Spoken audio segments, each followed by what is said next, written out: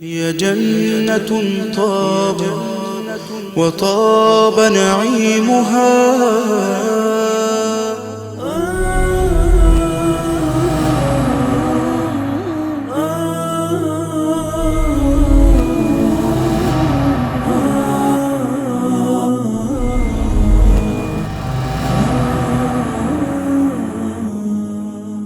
Bismillahirrahmanirrahim. Alhamdulillahi rabbil alamin wa usalli wa usallim ala ashrafil anbiya'i wal mursalin nabiyyina Muhammad wa ala alihi wa ashabihi ajma'in.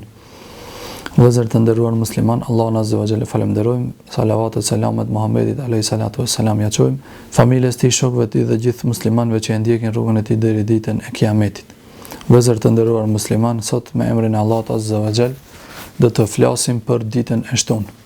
A thu çka është dita e shtunë?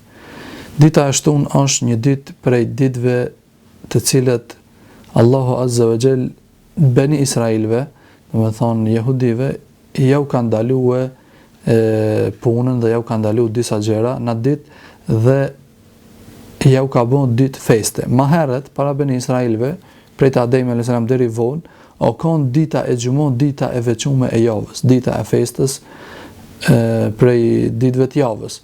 Mirë po, të Beni Israel, pasi që ato ja ka nisë që të shkelin normat, ja ka nisë që ditën e gjumon ta anashkalojnë, atëherë Allahu azza wa jall ja u ka bërë ditën e shtunë që as mos punojnë, as mos angazhohen me diçka, vetëm të merren me adhurim ndaj Allahut azza wa jall, vetëm të merren me haje, pije dhe festim të kësaj dite, kësaj feste javore. Dhe ka qenë një fshat i cili ka jetuar afër Bregdetit të detit të Kuç, që sipas disa transmetimeve o quajtur me emrin Eile, të cilët njerëzit të cilët kanë jetuar në këtë fshat e kanë qenë prej Beni Israilve, prej jehudive, thuhet që kanë qenë në kohën e Davudit alayhis salam ose pak më vonë prej Davudit alayhi salatu wassalam. Ky popull kanë jetuar në këtë vend me shumicë me të madhe kanë jetuar prej detit. Do me thonë, prej detit kanë zonë peshq me të cilët janë ushqir, kanë zonë peshq që i kanë shit dhe kanë marrë të holla dhe krejt jetën e tyre e kanë pas të lidhur me këtë deti. Dhe Allahu azza wa jall, pasi që ato e kanë pas lidhur jetën ngushtë lidhur me peshqit dhe me detin, ja u ka bën që ditën e shtunë ato mos zonë peshqi. Dhe një kohë të gjatë njerëzit e kanë qenë në këtë mënyrë. Nuk kanë zonë ditën e shtunë, kanë zonë peshqit ditëve tjera. Mirë po peshqit si peshqi, si krijesa e Allahut, duke e vërejt këtë dukuri të njerëzit që ditën e shtunë nuk zihet peshqi, ato ditën e shtunë kanë shkuar dhe janë afruar shumë afër Bregdetit. Dhe ditëve tjera janë largu dhe njerëzit o desh shkojnë larg në deti për zonë peshqi. Dhe njerëzit, kur i kanë po ditën e shtunë që po vinë peshqit rreth detit, kanë lakmu që, ose dikush për njerëzve, ka lakmu që të zonë e peshqit dhe të punon këtë ditë. Mirë po, njerëzit janë kanë të kapun për fejnë e tyre, për urdhrat e pejgamberëve të tyre dhe nuk e kanë shkel këtë normë deri në kohë të gjatë. Pasi që ka kalu një kohë, njëri prej njerëzve i cili ka prej këtij popullit ka thonë, megjithëse njerëzit janë frigu prej dënimit të Allahut, ki o konë një njeri pak, me thonë, ma i prishur, pak ma arrogant, edhe nuk i ka respektuar rregullat e Allahut që i ka vënu, ka thonë, unë ka me bon një hile, ka me bon një mashtrim, që unë ka me thonë, ai ka thonë me veten e vet, ka me i gjujt rjetin në ditën e xhumo, ditën e premte, dhe ka me lanë tanë ditën e shtunë s'ka me prej, ka me nxjerr prej ujit rjetin ditën e diell. Dhe kështu ka vepru. Ai o koni pari, njerëzit tjerë s'kan guxuar dhe janë frikë që me i lëshu rjetet e tyre, mirë po kanë këshirë çfarë po ndodh me këtë njeri. Kanë thonë, nëse e dënon Allahun, ka thonë, ne nuk e bëjmë këtë punë. Por nëse nuk e dënon Allahu këtë njeri, atëherë ka thonë, ne do të vazhdojmë sikur ki. Jo krejt, por disa prej njerëzve.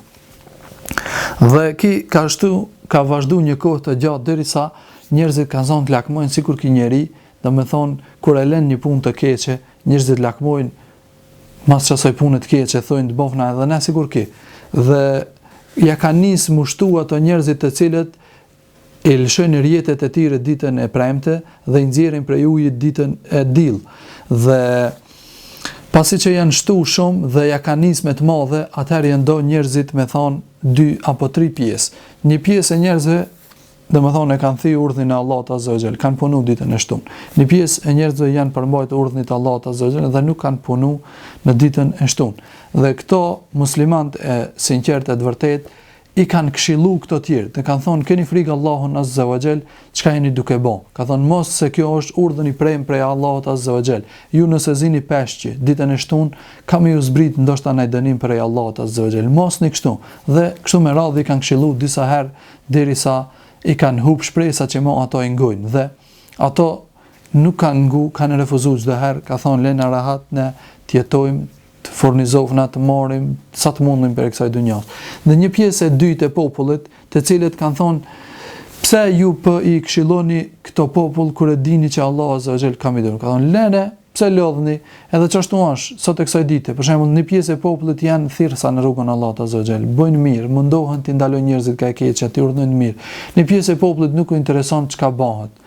A bin këto njerëz në zjarm, për do të thonë për njerëzit e këqij, a këto njerëzit e mirë çka bojnë? Ai veç do me këshir galen e dunjas vet, as nuk i intereson çka bëhet në botë. Edhe thot, mua nuk më intereson hiç, unë veç e këshiri problemin tem apo galen time. Ai as nuk thirr, as nuk ban keq. Ai është dyqysh si as anej, as knej. E pjesa e tretë e popullit normal ato të cilët i kanë thirr normat e Allahut Azza wa Jall, i kanë shkel urdhnat e Allahut Azza wa Jall dhe kanë bërë krime.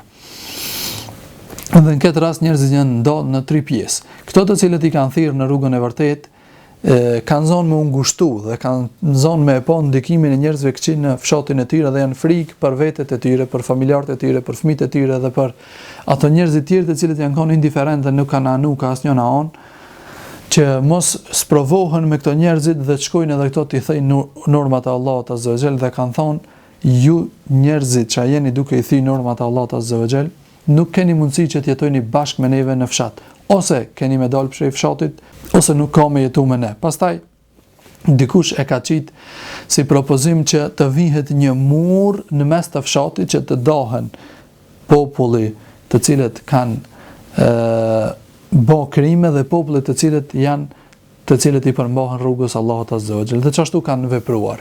E kanë marrë dhe e kanë bërë një mur të madh dhe e kanë da fshatin. Dhe këto nuk janë përzime ato, as nuk kanë shku të vizitojnë, as to nuk kanë ardhur të vizitojnë, as nuk i kanë ndihmuar në punët e tyre, as to nuk kanë ardhur të ndihmojnë në punët e tyre, dhe kështu kanë jetuar një kohë të gjatë, derisa një ditë prej ditëve të rëndomta që njerëzit kanë dalë për punët e tyre në mëngjes herët, që të shkojnë në deti dhe të zanë peshqe dhe të këshirin punët e veta, kanë dalë dhe këshirë që po dalin njerëzit që janë konë kriminal, që kanë jetuar në pjesën tjetër të fshatit, dame që janë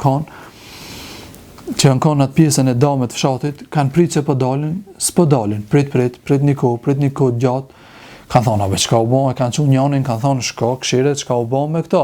Edhe ai njeri, kur ka shku, është afru, ka him mbi atë murin, edhe ka këshirë në shtëpitë e tyre, ajo pjesa tjetër e fshatit e mbushur për plot me majmuna edhe me derra, me thij.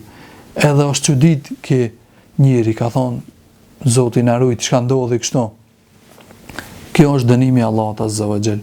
Në këtë ditë Allahu Azza wa Jall jau ka zbrit dënimin e tij, i ka dënuar me këtë dënim, jau ka ndryshuar formën e jashtme të trupit të tyre.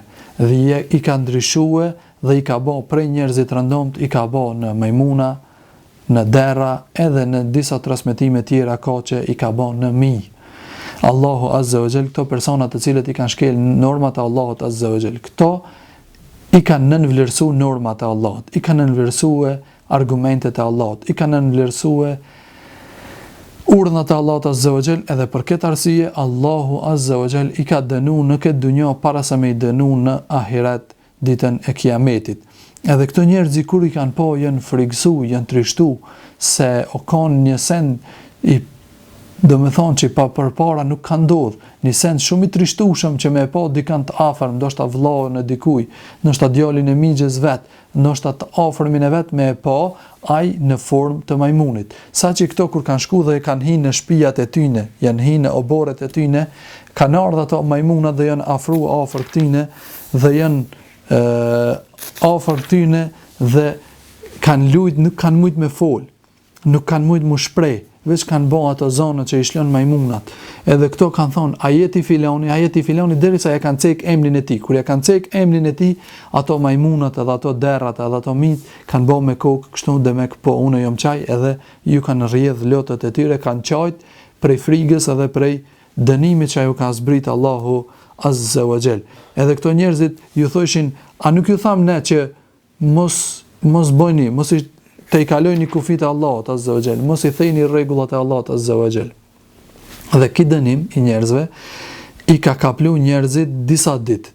Thuhet që i ka kapluar 3 ditë apo 4 ditë dhe në fund 3 ditëve, në ditën e fundit 3 ditëve, këto të gjithë kanë vdekë dhe asnjë prej tyre nuk është shtu, as nuk është shumu dhe është shumë gabim ajo teoria e cila thotë që njerëzit e kanë prej ardhen prej majmunave, se ti shkon që njerëzit janë prej majmunave ose një pjesë spaki e njerëzve, ato do të ishin shtu. Mirë po ka thonë pejgamberi jon alayhis salatu wasalam se këto nuk janë shtu, mirë po janë farru të gjithë kanë vdek, si dënim për atë që e kanë bë më herët, që i kanë shkel normat e Allahut Azza wa Jall.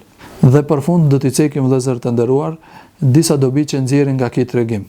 Dobia e parë që nxjerrim nga ky tregim është se muslimanit nuk duhet që të ngarend aq shumë pas dunjas dhe pas epsheve dhe kënaqësive të kësaj dunjaje derisa të vijë puna që të shkelje normat e Allahut Azza wa Jall. Mirë po ai duhet që ta veçon një kohë për adhurim ndaj Allahut Azza wa Jall. Duhet që ta veçon një kohë për namaz ndaj Allahut Azza wa Jall, se nuk janë shumë.